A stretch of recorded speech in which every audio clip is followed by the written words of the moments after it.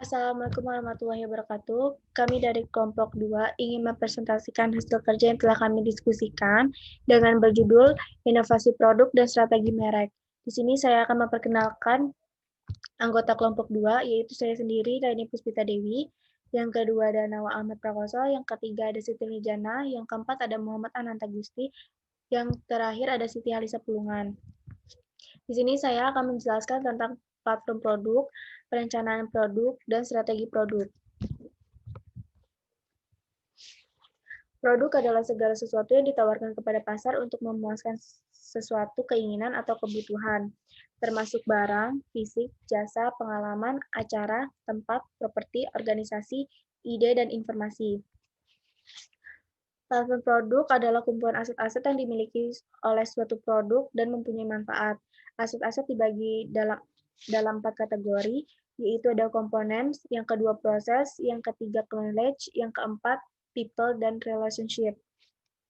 Dan 6 manfaat menggunakan produk platform. Yang pertama, mengurangi biaya produksi, yang kedua komponen bersama antar model, yang ketiga mengurangi waktu tunggu, yang keempat mengurangi kompleksitas sistematik, yang kelima pembelajaran yang lebih baik di seluruh proyek, dan yang keenam meningkatkan kemampuan untuk memperbaharui produk.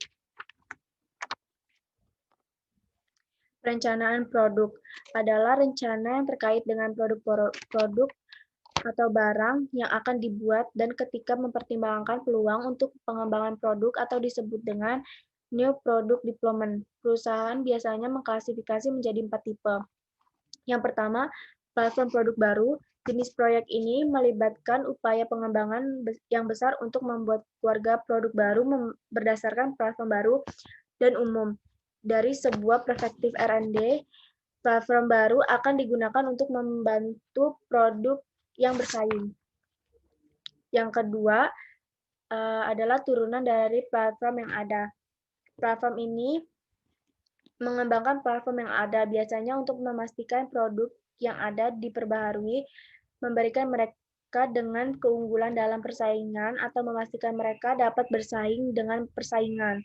Yang ketiga, ada peningkatan bertahap untuk produk yang sudah ada, yaitu mungkin hanya melibatkan, menambahkan, dan memodifikasi fitur produk yang ada untuk menjaga produk tetap terkini dan kompetitif, dan seringkali mungkin memperbaiki atau mengurangi kemasan biaya produksi untuk menghasilkan produk atau mengubah sedikit desain meskipun perubahannya tampak kecil.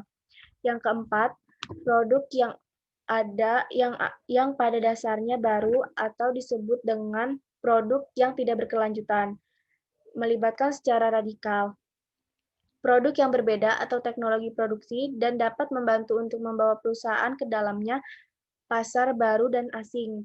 Produk ini lebih beresiko tetapi dapat membantu untuk mengamankan masa depan jangka panjang perusahaan.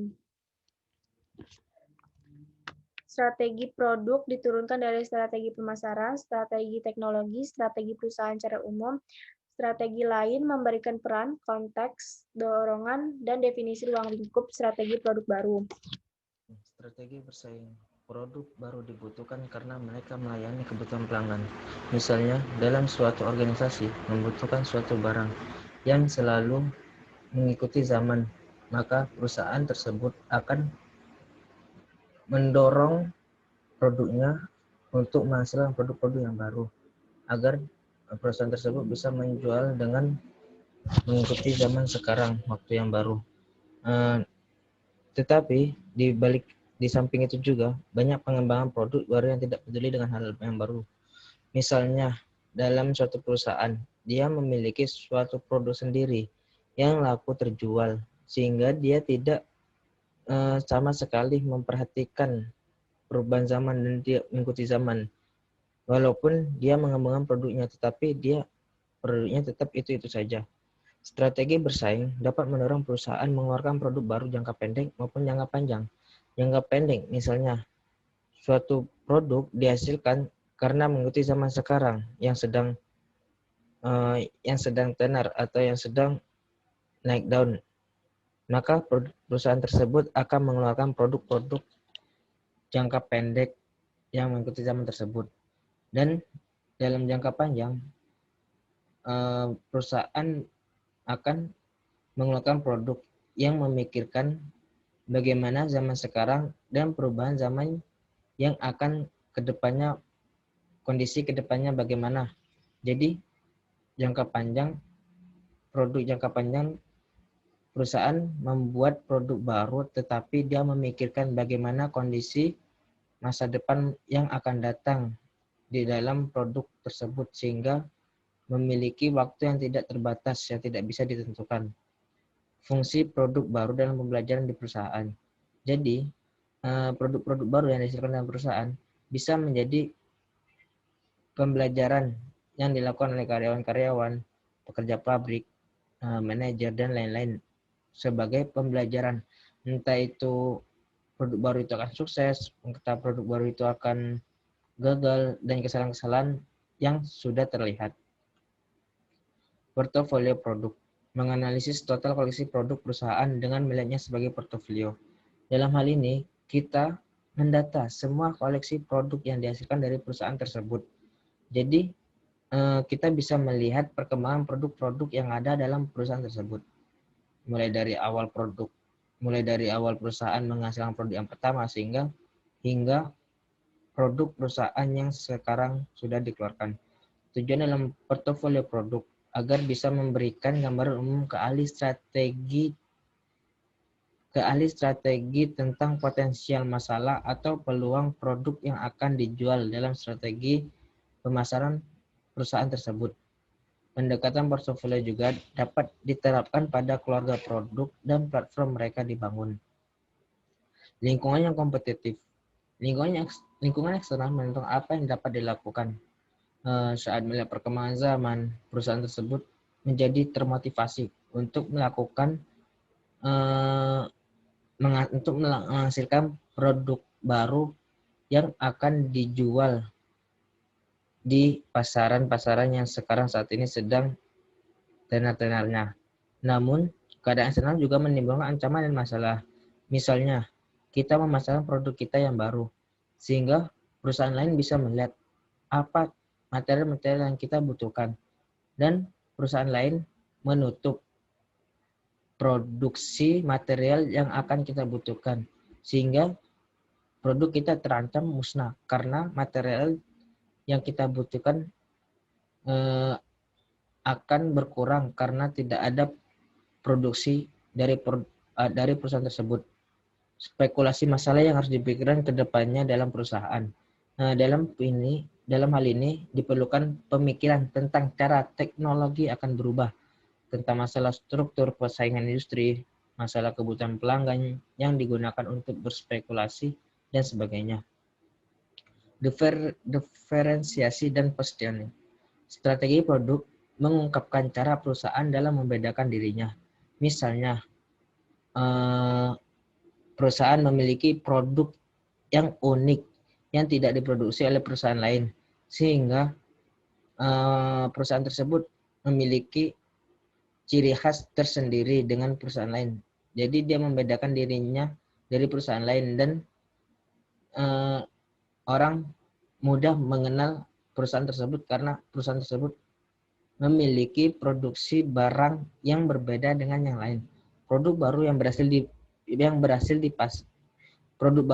di pasar dianggap menguntungkan calon pembeli, karena calon pembeli seringkali mencari barang yang baru dan yang unik, sehingga calon-calon pembeli tersebut memiliki kepuasan dalam dirinya sendiri, sehingga produk baru tersebut dianggap berhasil dan bisa menguntungkan calon pembeli karena tidak ada di perusahaan lain yang memproduksi barang tersebut, dan manfaatnya harus menonjol. Selanjutnya, saya akan menjelaskan tentang differentiation. Differentiation dapat juga disebut dengan perbedaan atau diferensiasi. Strategi produk akan menunjukkan bagaimana perusahaan berusaha untuk membedakan produknya dari produk-produk yang sudah ada atau produk-produk yang perusahaan lain punya, dan menjadikan produk yang mereka punya mempunyai kualitas unggul dari produk-produk yang perusahaan lain punya. Itu menjadi dasar dari cara marketing atau pemasaran yang dilakukan oleh perusahaan tersebut.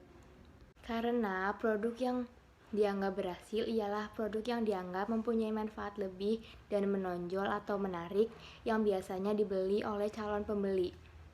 Perspektif tentang diferensiasi produk dikemukakan oleh Levitt tentang augmentasi produk. Dia mengatakan bahwa ada 4 tingkat di mana produk dapat dipertimbangkan. Yang pertama, produk inti terdiri dasar-dasar yang dibutuhkan untuk bersaing dalam suatu produk. Contoh, sebuah mobil membutuhkan roda, transmisi, mesin, dan sasis yang belum sempurna. 2. Produk yang diharapkan menambah apa yang telah menjadi kebiasaan pelanggan. Contoh, untuk sebuah mobil ini akan cukup nyaman menjadikan interior yang lebih indah dan berbagai aksesoris. Yang ketiga, produk augmented menawarkan fitur, layanan, atau manfaat yang melampaui biasanya. Yang keempat, produk potensial atau mencakup semua fitur dan layanan yang mungkin dianggap bermanfaat bagi pelanggan. Pilihan strategi diferensiasi sangat penting. Diferensiasi tidak akan terjadi efektif, kecuali jika itu berakar kuat pada kapabilitas organisasi atau kapabilitas dari jaringan yang mengirimkan produk baru. Begitu pula dengan positioning file.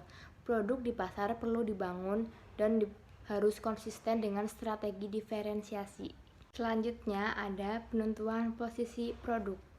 Studi pemosisian dimulai dengan menentukan sekumpulan produk yang relevan, kemudian daftar produk dibuat, lalu dipilihlah produk yang paling menonjol.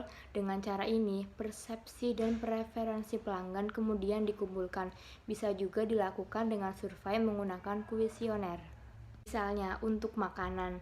Untuk produk makanan dapat dikelompokkan berdasarkan jumlah kalori yang terdapat di dalamnya dan diurutkan dari yang paling tinggi sampai yang paling rendah.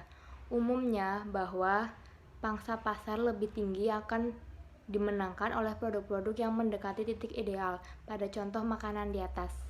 Mungkin ada satu kelompok yang lebih menyukai produk yang sangat bergizi dengan kalori rendah, dan kelompok lain menginginkan suatu produk yang bergizi dengan jumlah kalori yang tinggi.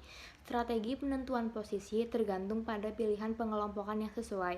Pengelompokan ini harus relevan bagi pelanggan dan terkait dengan cara mereka membuat pilihan di bidang produk itu. Selanjutnya, bersaing dengan produk lain. Salah satu faktor yang membedakan perusahaan satu dengan perusahaan lainnya adalah dengan produk yang mereka jual. Karena produk bersaing satu sama lain, maka produk tersebut dibandingkan satu sama lain. Ini mengarah pada kriteria pemilihan dan perilaku pembeli. Sebagian besar model perilaku pembeli mengenali 2 jenis faktor, objektif dan subjektif. Faktor tujuan mungkin berwujud atau mungkin tidak, tetapi mereka harus karakteristik. Produk objektif memungkinkan perusahaan untuk dikelompokkan bersama, sehingga seluruh ekonomi dapat diklasifikasikan.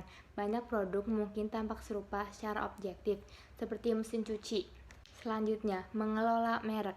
Jika suatu produk telah memiliki ekuitas merek yang kuat, maka dengan mudahnya mereka dapat mengembangkan mereknya melalui berbagai macam strategi seperti co-branding, brand extension, line extension, serta beberapa strategi pengembangan merek lainnya. Merek adalah nama, istilah, tanda atau simbol, rancangan atau kombinasi yang dimaksudkan untuk mengidentifikasi produk dan mendiferensiasikan dari para pesaing. Pengujian merek dan produk buta. Pengujian produk merupakan kegiatan penting untuk menjamin kualitas produk di pasaran. Sebelum sebuah produk dipasarkan, perlu dilakukan pengujian produk terlebih dahulu. Pengujian produk dilakukan dengan pengukuran terhadap sifat dan kinerja produk tersebut sesuai standar tertentu. Pengujian produk dilakukan untuk memenuhi berbagai tujuan, antara lain 1. Memastikan produk tersebut telah memenuhi syarat spesifikasi, regulasi, dan kontak sesuatu produk. 2. Memastikan produk sudah berjalan sesuai dengan standar melalui pembuktian demokrasi produk.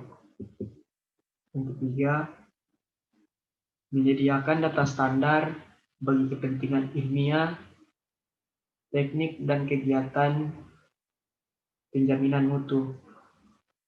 Yang keempat, menetapkan kesesuaian produk dengan penggunaan akhir. Yang kelima, sebagai dasar untuk komunikasi teknis suatu produk. Yang keenam, sebagai sarana perbandingan dengan produk lain.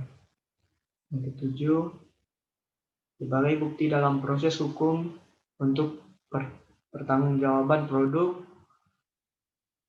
hak paten, klaim produk, dan sebagainya. Yang kedelapan, membantu memecahkan masalah yang terkait dengan kendala produk. Yang kesembilan, membantu mengidentifikasi efisiensi biaya dalam proses produksi. Strategi merek.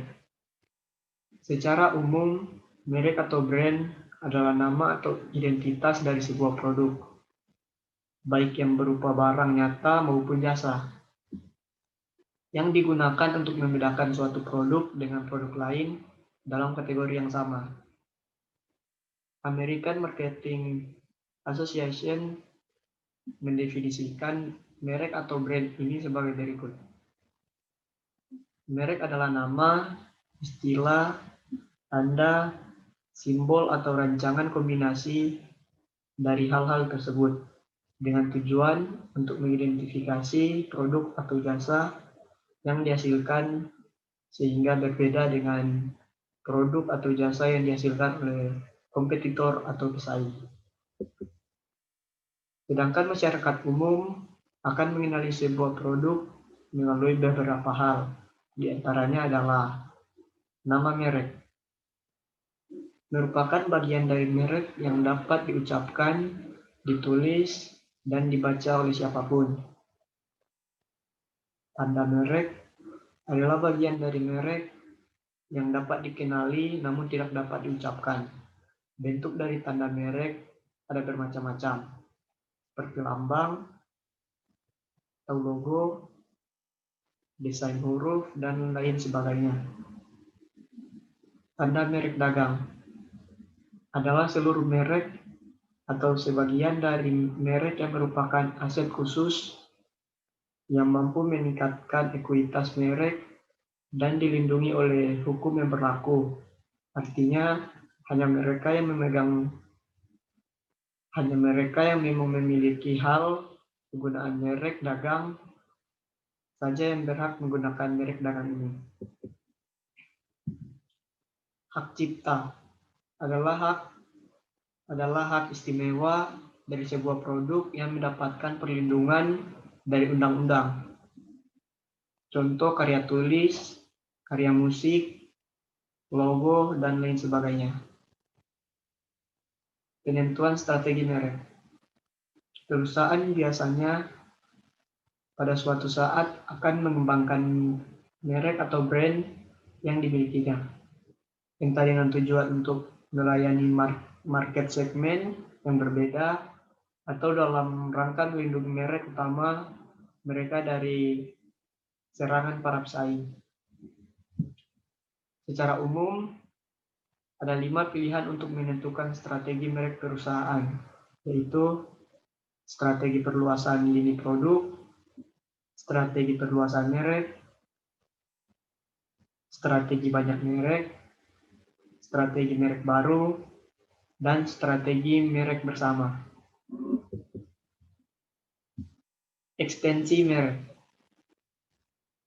adalah versi dari produk induk yang sama yang melayani segmen pasar sasaran dan meningkatkan variasi penawaran. Contoh eksistensi produk adalah Coke versus Diet Coke dalam kategori produk minuman ringan yang sama. Konsumen lebih cenderung membeli produk baru yang memiliki nama merek bernama daripada membeli produk serupa dari pesaing tanpa nama merek yang memiliki reputasi baik. Konsumen menerima produk dari market yang mereka percaya, dan perusahaan yang menawarkan produk tersebut dapat meningkatkan portofolio produknya dan berpotensi mendapatkan pasar yang lebih besar di pasar tempat ia bersaing. Masuk pasar. Sebuah perusahaan pada dasarnya memerlukan strategi untuk memaksimalkan kinerjanya dalam bisnis internasional. Strategi yang tepat dapat membantu perusahaan menentukan posisinya dalam sebuah pasar. Hal ini karena sebuah perusahaan harus mampu bersaing dengan pesaingnya untuk menarik minat konsumen. Pemilihan strategi dapat beragam bentuknya, karena strategi merupakan salah satu cara bagi perusahaan untuk mewujudkan tujuan yang dicapai. Namun, sebelum menentukan strategi, sebuah perusahaan harus mampu menganalisis kekurangan dan kelebihan yang dimiliki serta bagaimana lingkungan bisnis yang akan dihadapi. Ketika semua itu dapat dilakukan dengan baik oleh perusahaan, maka strategi yang tepat dapat dipilih sebagai rancangan untuk menjalankan manajemen perusahaan dalam dunia bisnis. Strategi memiliki hubungan yang erat dengan entry mode. Karena melalui strategi, sebuah perusahaan pada akhirnya dapat menentukan entry mode seperti apa yang akan digunakan untuk masuk ke dalam pasar. Konsep masuk pasar atau market entry berkaitan dengan kemudahan atau kesulitan di dalamnya. Perusahaan dapat menjadi anggota kelompok perusahaan yang bersaing dengan menghasilkan substitusi erat untuk produk mereka tawarkan. Perusahaan harus mengembangkan seperangkat produk aset dan aktivitas manajemen untuk pasar baru yang disusupi kepentingannya di sini terletak pada pasar internasional baru. Masuk yang berhasil akan tergantung pada jumlah faktor. Hal ini tergantung pada bagaimana perusahaan menggunakan informasi peluang untuk menyusup ke pasar yang lebih menguntungkan, mengakses sumber daya yang produktif, mengakses pasar, dan mengatasi rintangan masuk pasar.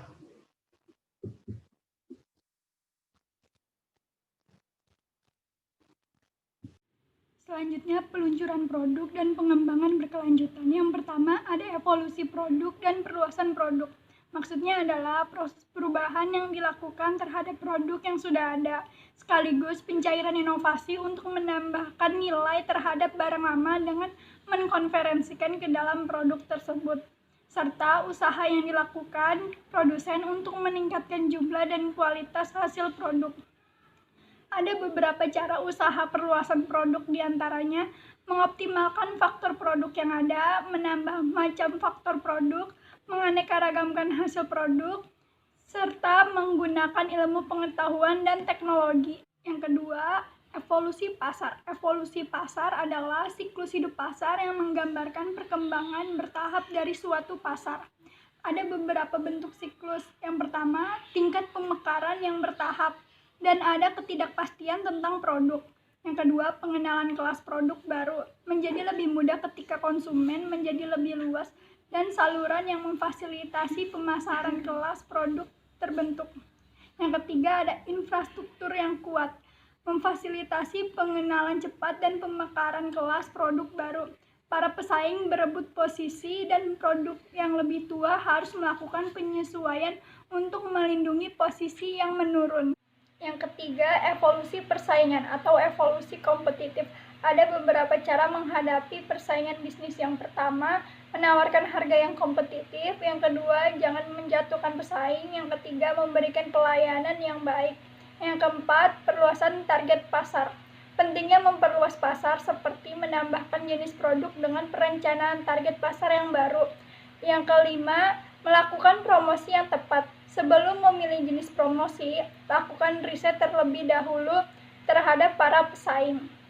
Selanjutnya, penarikan produk. Penarikan produk biasanya terjadi ketika produk menunjukkan kualitas di bawah standar atau produk tersebut berpotensi berbahaya. Penarikan produk dapat disebabkan yang pertama, tingkat penjualan yang semakin menurun. Yang kedua, industri sedang mengalami penurunan atau decline seiring dengan penurunan penjualan. Yang ketiga, estimasi perkembangan industri yang buruk. Jika pangsa pasar konstan, tapi penjualan tetap mengalami penurunan kronis, maka produk telah melewati masa jatuh tempo dan memasuki penurunan. Dalam tahap kedewasaan produk ditandai dengan tercapainya titik tertinggi dari penjualan perusahaan. Ada dua karakteristik produk dalam tahap dewasa. Yang pertama, profit margin yang stabil. Yang kedua, peningkatan persaingan produk.